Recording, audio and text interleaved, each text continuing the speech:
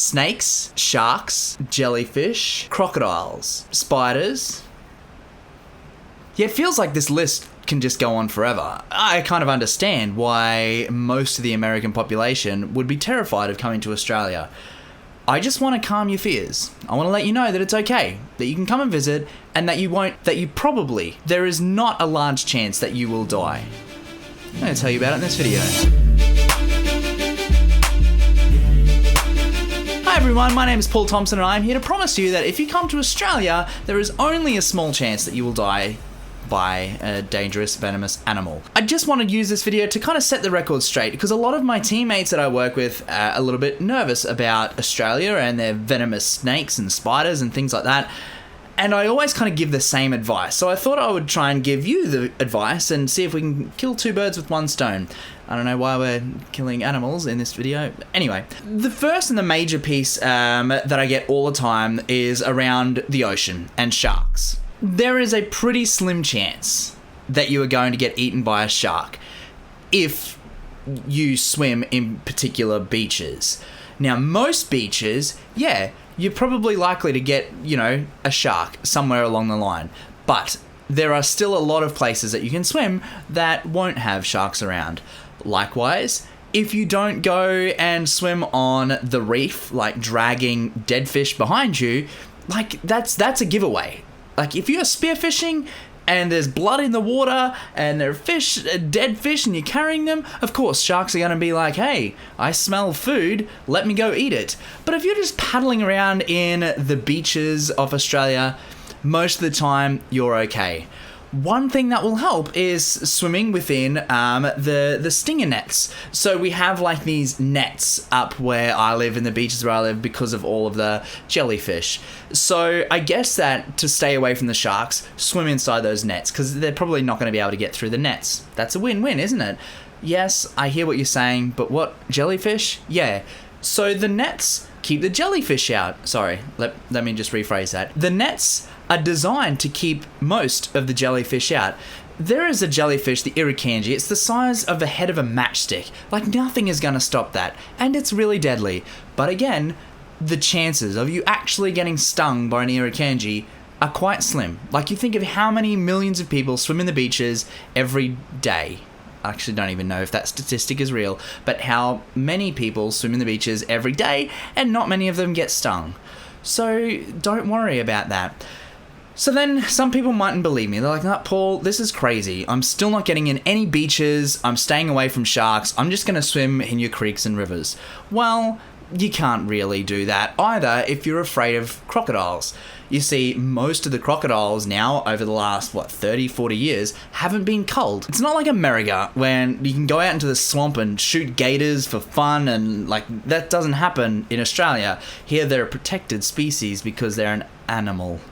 And animals need to be protected. So I guess the law states that it's their home first, and we're invading their home by swimming in the creek. Therefore, we should be the ones to leave, they shouldn't. Now, that premise has led to these crocodiles just taking over all of our swimming holes and creeks and rivers and things like that.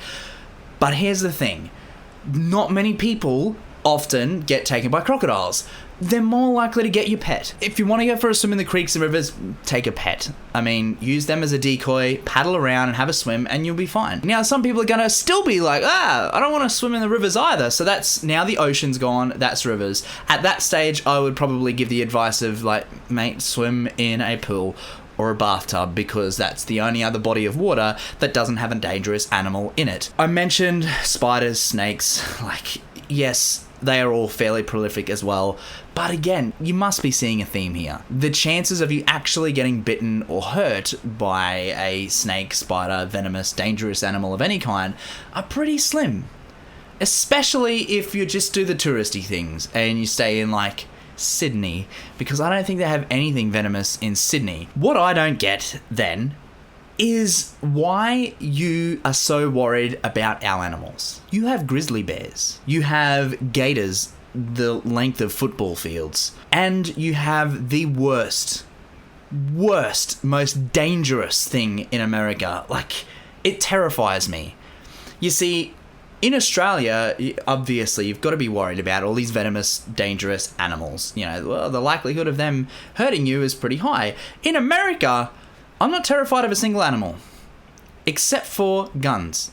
Like, that's the only thing I'm scared of. I honestly think that if I go to America, the chances of me getting shot and killed, like, go through the roof. Which is kind of like what I imagine you're thinking of when you come to visit Australia. You're like, I'm going to be eaten by a crocodile. On that note, I would rather take every venomous animal that I have in Australia and live with the risk of death by animals than I would with the death of guns. I don't know. Maybe that's just me. But honestly, I don't know why you are so worried about our animals when I'm terrified of your animals. Grizzly bears. Like, I see them on the movies all the time. Grizzly bears. They're in every city. They're in every town, county, place in America / Canada. And I feel like bears will come and attack me.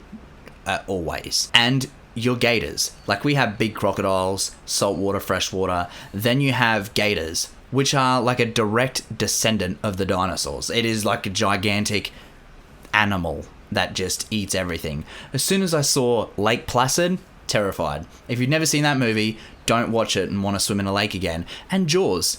Like, what? You were just tormenting me.